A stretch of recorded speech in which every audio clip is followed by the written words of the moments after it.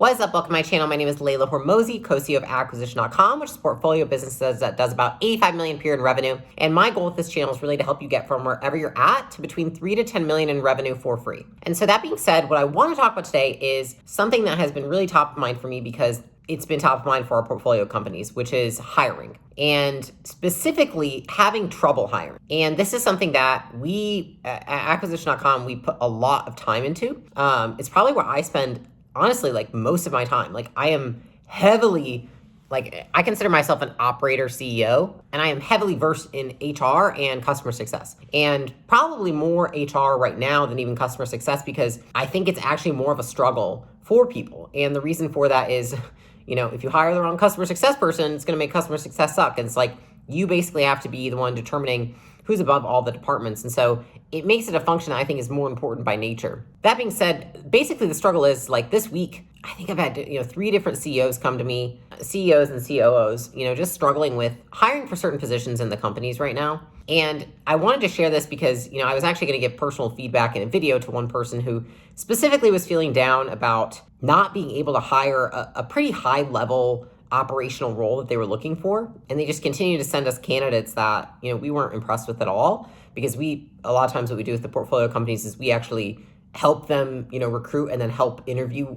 with especially like a managerial role in their company. And the reason we do that is because they don't know what good looks like. We do know what good looks like. And so we want to help, kind of mitigate and lessen the mistakes and the pain that they have to pay by, inserting ourselves in the hiring process. So I like, helping people hire COOs, operators, customer success, sales, all those roles, because we know how pivotal they are if you get the right person to where the companies are at. If you're between 3 and 10 million in revenue, it's usually the issue is that you don't have enough leadership, and the leadership you do have either has to go or has to get trained up, or they're not really aligned with the culture and where it's going. And so it's a lot of moving parts with the people stuff. And so that being said, I put together this list because I was going to share it in a video with one of the CEOs. And I felt like, shit, I should just make a YouTube content on this because it's obviously helpful for anybody who's at this stage. And really it's what I would say is untraditional, or these are just my authentic thoughts about where I see people messing up in hiring that I know I've experienced. Because guys, the reason that I'm so good now at hiring, and I'd say I'm so good, just statistically, the people I hire now, it's I have way less turnover, false starts, whatever you want to call them now, because I've hired hundreds and hundreds and hundreds of people, and I've interviewed thousands of people. So and I did that because, and I became so diligent about it because, you've seen in my other videos, I made so many mistakes in my first company, Gym Launch and Prestige Labs. I just completely fucked that up. If you look at my video, that's my biggest mistake. I talk about it in there. But that being said, I've made it a mission to really keep up with this stuff and make sure I'm doing it correctly. So I want to share just the top 5 things that I've seen be the biggest reasons that people aren't able to hire the right kind of talent. And it's usually, these aren't tactical things as much as they are thinking frameworks. And these are specifically businesses between 3 to 10 million in revenue. It could probably be less than that. It could probably be more than that. This is just typically what I see around that size. The first one, and this is absolutely the worst culprit possible, is that people let likeness blind them. I don't remember where I heard this. It was a very long time ago. And basically, I had hired somebody who I thought was awesome. He was super cool. I really liked talking to him. Amazing guy. I hired him because I liked him, because I wanted to be friends with him, not because he was qualified for the job. And I see this so often in our portfolio companies, and it's super dangerous because here's the thing, likeness blinds you from all of the bad parts, the downsides of these people. And so yes, you want to be able to like the person, but that shouldn't be why you hire them. And so that's the first piece is, are you letting likeness blind you? Are you letting it taint your perspective of this person? Are you letting it manipulate in your own mind so that you think this is the right hire, and you're going to be more lenient on your requirements because of how much you like this person? I think a lot of people do that, and I'm seeing it right now, specifically with this one CEO. Why do you not like any of these people? I'm because you like them too much, dude. They don't even fucking qualify for the role. They don't even have any of the skills required. They're not even a full culture fit. They're just cool. That's great. You want cool people, but they need to have the other stuff too. So that's the first one, is you don't want to let likeness blind you. Now, the second one is that a lot of the times in businesses that are smaller or entrepreneurial, etc., you want to hire experienced people. But what you don't want is you don't want to hire people who are coaches, not player coaches. Okay, so what I mean by that, most people that come from larger companies and you're going to bring them into your entrepreneurial startup, or you can scale up, startup, whatever you want to call it. They come and they've been just sitting in a seat coaching people for a very long time or for years or whatever. They've gotten into the habit of not doing and coaching, but just coaching. In a company that's doing less than 10 million, and I will even say that in some companies doing less than 20 million and even 30 million and even up to 50 million, you can't just sit on your ass and tell people what to do. You've got to get in there and get your hands dirty. And a lot of the times what I see is, someone brings a candidate to me and they're like, Layla, I'm so excited. This guy's like this operator from this huge company and this, that. And I'm like, amazing. He's got a great resume. Let's talk to him. And I talk to him like, what do you do on a daily basis? And it's like, I check the KPIs and I make sure people are doing what they need to do. And I'm like, okay, but what projects are you leading? And they're like, well, I lead the change management. I'm like, we don't fucking even have a change management protocol. We're doing 5 million a year. Like, I need you to do all this shit over here, do half this person's job, and somehow build this team. And so that's something you can't compromise on. Is like, if you're an entrepreneurial business and you're at that point where you're, not an enterprise yet, you can't compromise on you cannot, there's no room for someone who's purely a coach, not a player coach. A player coach is someone who's like, a coach in traditional football, for example, he's never going to get on the field because a player's hurt. That's not how it should work in business. It sounds crazy. Like, in small businesses, the coach has to go in when the player's hurt. And they also sometimes need to be in the game no matter what. And so that's something that can't be compromised. And a lot of times when first-time founders are interviewing more experienced people, and I've made this mistake, guys, I'm telling you this because I've literally done this 10 times. I interview someone, I'd be like, you sound amazing. This is great. You have all this experience. And they come in, I'm like, here's what I've been doing that I need you to take over. And they're like, oh, I'm going to need to hire 3 people to do that. And I'm like, what?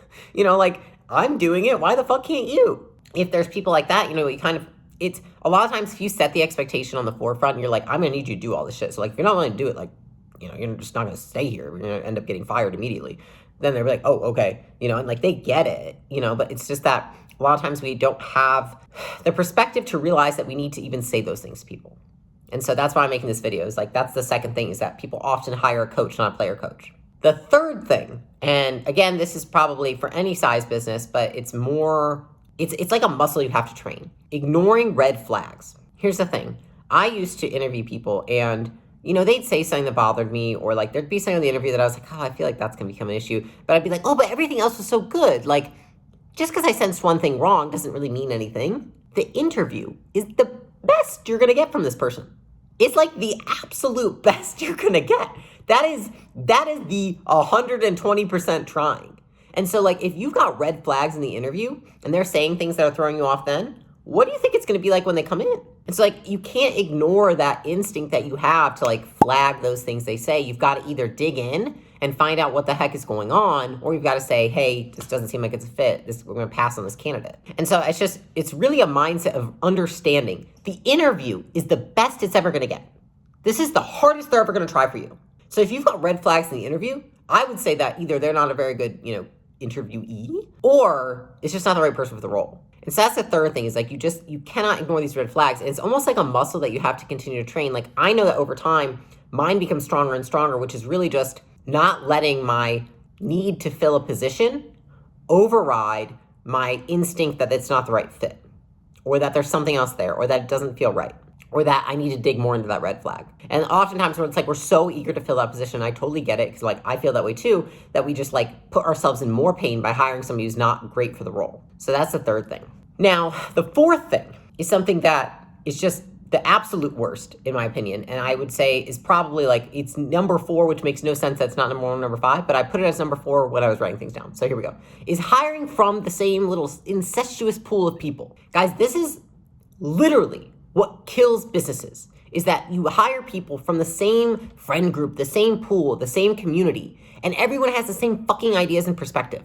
There's no diversity of thinking. And the reason I'm so passionate about this, guys, I specifically have one friend hires every single person from the same community of people, and their business, they're I don't understand why it's not going to grow. I'm yeah, because every single person in your business, including you, only values marketing and sales. Even the people in customer success, in finance, in HR, they're all just sales and marketing people. It's because you're hiring from these communities that are sales marketing. And so your business is just stuck because of all these people, because you're hiring from the same pool. It's this incestuous pool of people that you're hiring from. And this happens a lot. Our portfolio companies come to me and they're I need to hire for this role. I need to get this person, etc. I'm cool, we're going to go post here, and then we'll get a recruiter for this one. And they're no, but I have communities. I can post in these groups. And I can find I'm just stop seeking to control. It's like this need for control over like knowing that at least you know what you're going to get.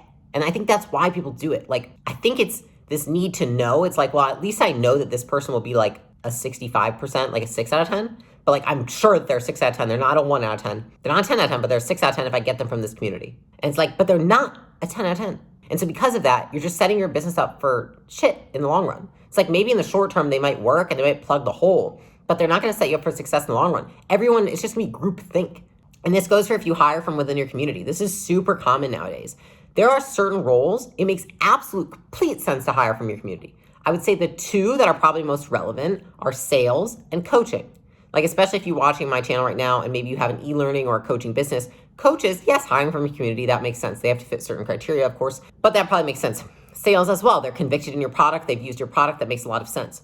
Finance, HR, executive admins, controllers. No, this is one that I just bang my head against the wall. And that's probably why I'm angry, is because there's two people particularly that I'm working with right now. It's like they just, despite my advice, despite my begging, they continue to hire from within the same communities and the same little cesspools of people. And because of that, they're setting the business up for disaster in the long run. I've seen this play out so many times. I've had it play out on my own. We've hired too many people from our communities.